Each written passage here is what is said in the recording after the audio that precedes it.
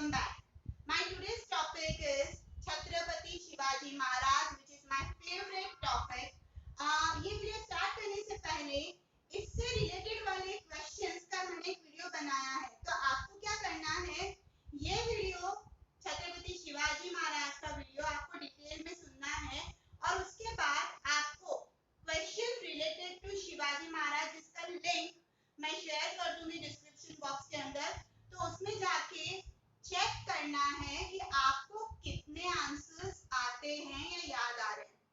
बिल्कुल ऑनेस्टली करना है, कोई चीटिंग नहीं करनी है और जितना भी आपका स्कोर होता है वो मुझे कमेंट करना है और जब तक वो फुल आउट ऑफ फुल नहीं हो जाता आपको छोड़ना नहीं है, लगातार प्रैक्टिस करते रहना है। This is the very easiest method to learn. Okay, चलिए स्टार्ट करते हैं हम हमारा favourite topic Shivaji Maharaj. Shivaji was born on 20th April 1627 in the hill fort of Shimne near city Junnar in Pune district.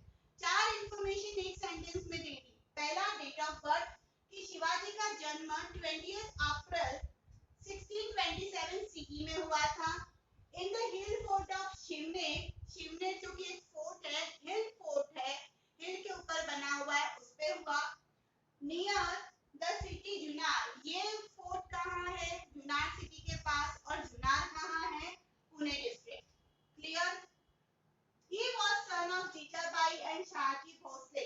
उनकी माता का नाम जीजाबाई और उनके पिता का नाम शाहजी भोसले। अब शाहजी भोसले कौन थे? Who was a Samant of Bijapur, Bijapur के एक सामंत थे, राजा नहीं थे, सामंत थे, पद पे थे। Shahaji married with Tukabai Mohite and left Jijabai and Shivaji in Pune in the care of Dadoji Konddev, Jahangir administrator. अब क्या हुआ, शाहजी ने दूसरी शादी करी, किससे करी? तुकाबाई मोहिते, तुकाबाई मोहिते से उन्होंने शादी करी और जीजाबाई और शिवाजी को पुणे ही दादोजी कोंडदेव की टेक केयर में छोड़ के वो चले गए। दादोजी कोंडदेव कौन थे? जागीर एडमिनिस्ट्रेटर थे। ठीक है, अब Swami Ramdas and Dadoji Konddev inspired him to protect the motherland. अब दादोजी कोंडदेव तो आपको पता है कि वो जागीर एडमिनिस्ट्रेटर थे, ठीक है, बट स्वामी रामदास कौन थे? स्वामी रामदास जीजाबाई के गुरु थे, जिनके ऊपर उनको बहुत आस्था थी। तो स्वामी रामदास ने और दादोजी कोंडदेव ने क्या किया? To protect the motherland, Shivaji को इंस्पायर किया कि मातृभूमि की रक्षा करनी चाहिए। दादोजी कोंडदेव उनके गार्डियन बने और उनको अस्त्र शस्त्र की शिक्षा भी दी। अब क्या क्या अचीवमेंट है हम उस पे चल रहे हैं, ठीक है। At the age of 12 Shivaji got the state of Pune from his father. 12 साल की उम्र में ही उनके पिताजी ने पुणे स्टेट उनको दे दिया था संभालने के लिए।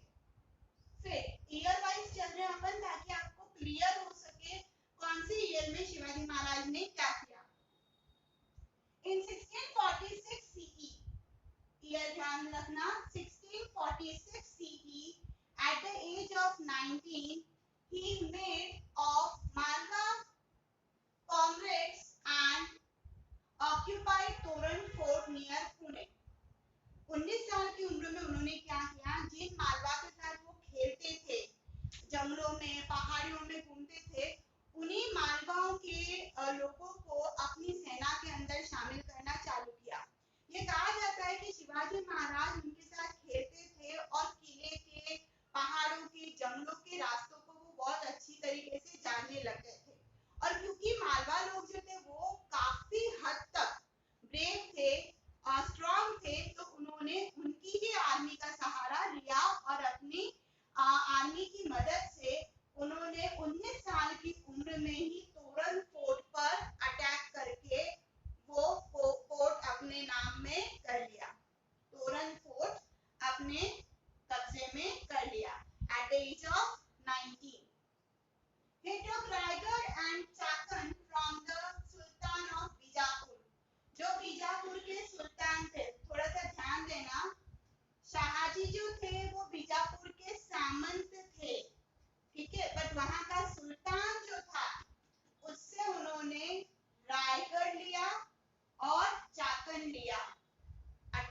पे हमला करके। आपको पता नहीं होगा शायद कि ये जो मराठा थे वो गुरिल्ला मेथड का यूज करते थे। गुरिल्ला मेथड मतलब मैं आपको क्या समझाऊं कि अगर आपके पास सेना बहुत कम है और दुश्मन के पास सेना बहुत ज्यादा है तो सामने से वार नहीं करते थे, छुप छुप कर उन सेना को मारने की कोशिश करते थे, जो यूजुअली हम हमारी हिंदी मूवीज के अंदर देखते हैं कि एक हीरो छुप छुप के पूरे गुंडों को मार देता है, फिर विलन फंसता उसके सामने फिर जाता है। उसी तरीके की यहाँ पर मेथड अपनाई जाती थी जिसको गुरिल्ला मेथड बोला जाता है। दो किले यहाँ पर ध्यान रखना है, पहले 1946 के अंदर तोरण फोर्ट लिया और फिर सुल्तान ऑफ बीजापुर से इन्होंने दो फोर्ट और लिए, दैट इज रायगढ़ और चाकल। यहाँ तक क्लियर हो गया होगा। Next, in 1647 CE, he also took the fort of Baramati, Indrapur, Singhgarh and Purandar. अब क्या हुआ, सुल्तान ऑफ बीजापुर से 1647 में शिवाजी महाराज ने बारामती भी ले लिया, इंद्रपुर फोर्ट भी ले लिया, सिंहगढ़ भी ले लिया और पुरंदर भी ले लिया। अब यहाँ पर सुल्तान बीजापुर की हालत बहुत बुरी हो गई थी। In 1656 CE में क्या किया, Shivaji also authorized Kalyan and Javali in Konkan. ये दोनों फोर्ट भी जो कि कोंकण एरिया में आते थे, कल्याण एंड जवाली, वो भी शिवाजी महाराज ने ऑथराइज कर लिए थे। अब बहुत ही मजेदार पॉइंट आने वाला है। इन 1659 CE में क्या हुआ, The Sultan of Bijapur sent his commander Afzal Khan to repress him. Sultan of Bijapur जिनसे इतने फोर्ट शिवाजी महाराज ले चुके थे, जीत चुके थे, वो तिलमिला रहा था, तो उन्होंने क्या किया, एक कमांडर जिनका नाम था अफजल खान, उसको सेना के साथ भेजा शिवाजी को सप्रेस करने के लिए। अब यहाँ पर शिवाजी महाराज और अफजल खान बहुत ही पावरफुल थे, बट प्रॉब्लम ये था कि अफजल खान के पास सेना बहुत थी और शिवाजी महाराज के पास सेना आधी थी, आधी या आधी से कम सेना थी। तो यहाँ पर जब शिवाजी महाराज अफजल खान की बातों में नहीं आ रहे थे, तो अफजल खान ने अपने एक एजेंट बोल सकते हैं जिनका नाम था कृष्ण जी, उनको शिवाजी महाराज के पास भेजा और ये कहा कि हम एक मीटिंग कर लेते हैं, जगह आप चुन लीजिए। शिवाजी महाराज बहुत सोचने समझने के बाद बोलते हैं ठीक है, प्रतापगढ़ पे मिलेंगे। प्रतापगढ़ एक्चुअली ऐसा किला था जिसके चारों तरफ जंगल था, ठीक है, तो जहां पर वो अपने सिपाहियों को छुपा सकते थे। साथ ही साथ में कृष्णा जी को ये भी बोला शिवाजी महाराज ने कि मुझे प्रोटेक्शन चाहिए, मतलब मीटिंग जो होगी वो बगैर वेपन्स के होगी, औजार नहीं होगा। ये संदेशा लेकर अफजल खान के पास जब कृष्ण जी जाते हैं तो अफजल खान बोलता है ठीक है, मुझे कोई प्रॉब्लम नहीं है, और शिवाजी महाराज एक दिन तय करते हैं जिस दिन वो उनसे मिलने के लिए अफजल खान के टेंट में आएंगे। अब हुआ क्या कि शिवाजी महाराज को ये आइडिया था कि अफजल खान धोखा कर सकता है, तो शिवाजी महाराज क्या करते हैं, अपनी प्रोटेक्शन के लिए यहाँ पर सीने से नीचे का जो पोर्शन है वहां पर लोहे का कवर पहन के ऊपर कपड़े पहन लेते हैं, अपने माथे पे जो कैप लगा देते शिवाजी महाराज, है ना, जो पगड़ी थी उसके नीचे लोहे की कवरिंग वाली पगड़ी पहन लेते हैं, और अपने हाथों में, उंगलियों में स्पेशली वाघ नख पहन लेते हैं उनके प्रोटेक्शन के लिए, और एक कटार पीछे भी छुपा देते हैं। अब वो जब अफजल खान के पास जाते हैं, उनके टेंट में पहुंचते हैं, तो स्थिति ये थी कि अफजल खान बहुत लंबा और पठानी जैसा व्यक्ति था और शिवाजी महाराज हाइट में, कद काठी में बहुत दुबले थे। तो ऐसे में जब वो गले लगाता है शिवाजी महाराज को, तो शिवाजी महाराज की गर्दन पकड़ के कटार निकालने की कोशिश करता है और वार भी कर देता है, क्योंकि वो लोहे की कवरिंग अंदर थी तो शिवाजी महाराज तो बच जाते हैं, बट शिवाजी महाराज जो वाघ नख उन्होंने पहन रखा होता है उससे उसका पूरा पेट फाड़ देते हैं। जैसे ही वो पेट फाड़ते हैं, चीख निकलती है, तो अफजल खान के जो सेना होती है वो भी अटैक के लिए आ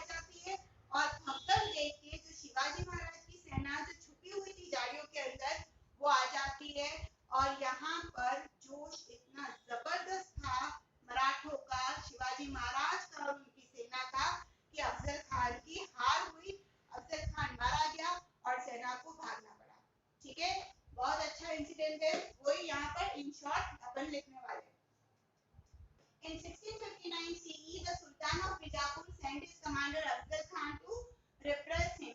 When he was betrayed by Afzal Khan, बात हुई थी बगैर विपन की मीटिंग की, बट जब अफजल खान ने गला पकड़ के अटैक करने की कोशिश करी, धोखा देने की कोशिश करी, then Shivaji struck his stomach with his वाघ नख.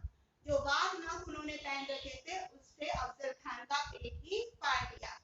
सेकंड इंसिडेंट भी बहुत अच्छा है, चलिए मेरे साथ. In 1659 CE, Aurangzeb appointed Shaista Khan to eliminate Shivaji.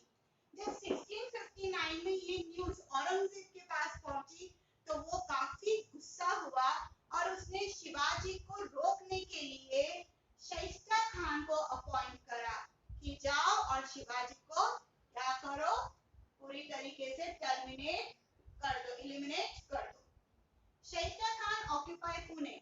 Shaista Khan ने क्या किया, शिवाजी पर डायरेक्ट अटैक नहीं किया, उसने शिवाजी का जो एडमिनिस्ट्रेशन का सेंटर था पुणे वो ऑक्यूपाई कर लिया. शिवाजी महाराज को गुस्सा आया. Shivaji attack Shaista Khan's camp in the night time from where he had to run away after losing his son and 3 fingers of his hand. हुआ ये, जब पुणे उसने लिया, शिवाजी महाराज ने शाइस्ता खान के कैंप पे रात को अटैक किया. जब सब सो रहे थे तब अटैक किया और इस कदर दोनों पक्षों में वॉर हुआ कि शाइस्ता खान को भागना पड़ा. अपनी 3 फिंगर्स को खो चुका था. मतलब फाइटिंग के दौरान शिवा जब वो भागने लगा था और वो जंप ले रहा था दीवार से दूसरी तरफ, तो उसने अपने हाथ को सपोर्ट लेकर वो जंप कर रहा था, तो शिवाजी महाराज की तलवार का वार इतना खतरनाक था कि वो सीधा उसकी हाथ पे गिरा और उसकी तीनों उंगलियां कट गई और साथ ही साथ में उसने अपने बेटे को भी खो दिया. मतलब यहाँ पर भी शिवाजी की जीत हुई और शाइस्ता खान की इनडायरेक्टली औरंगजेब की क्या हुई, हार हुई. In 1664 CE, अब क्या हुआ, शिवाजी महाराज ने एक बहुत बड़ा कदम उठाया. Shivaji looted Surat which was under the occupancy of Mughal. Shivaji Maharaj ने सूरत को लूटा. सूरत में जो खजाना था उसको लूटा जो कि मुगल के ऑक्यूपेंसी में था. यहाँ तक क्लियर हो गया होगा आई थिंक. ओके, ये जो बार-बार शिवाजी की न्यूज आ रही थी उससे परेशान होकर औरंगजेब ने क्या किया, Aurangzeb sent his minister Mirza Jai Singh of Amer and Diler Khan. Shivaji's many forts were occupied by the Mughal army. अब क्या हुआ, उन्होंने औरंगजेब ने जय सिंह और दिलेर खान को अपॉइंट किया ताकि वो शिवाजी को टर्मिनेट कर सके. और इन दोनों ने क्या किया, शिवाजी के बहुत सारे फोर्ट्स जो थे वो ऑक्यूपाई कर लिए. अब शिवाजी ने हालात को देखते हुए समझौता करने की सोची. In 1665 CE, Shivaji made a treaty with जय सिंह. शिवाजी ने 1665 CE के अंदर जय सिंह के साथ एक ट्रीटी करी जो कि काफी फेमस हुई. किसके नाम से, treaty of Purandar. Treaty of Purandar. अब क्या था इस ट्रीटी के अंदर, पहली चीज, Shivaji surrender 23 out of his 35 forts to the Mughals. Shivaji Maharaj के पास जो 35 फोर्ट थे उसमें से 23 फोर्ट वापस किसे देने होंगे, मुगल को. मतलब खुद सिर्फ 12 फोर्ट ही रख पाएंगे. और secondly, Shivaji's elder son Sambhaji was appointed as the 5 hazari mansabdar. यानी कि शिवाजी के जो बड़े बेटे जिनका नाम था संभाजी, उनको अपॉइंट किया जाए 5 हजारी मनसबदार, 5000 घोड़ों के मनसबदार के रूप में. In 1666 CE, inspired with Jai Singh's offer, Shivaji visited the royal court. क्या हुआ, जय सिंह बार-बार इससे आग्रह करने लगे कि आप रॉयल कोर्ट में आइए, आपको बड़ी जगह दे दी जाएगी, मनसबदार बना दिया जाएगा. तो शिवाजी ने उनकी एडवाइस से इंस्पायर होके एक बार क्या किया, 1666 CE में वो रॉयल कोर्ट पहुंच गए, जहां पर औरंगजेब ने उनकी इंसल्ट करने में कोई कसर नहीं छोड़ी. औरंगजेब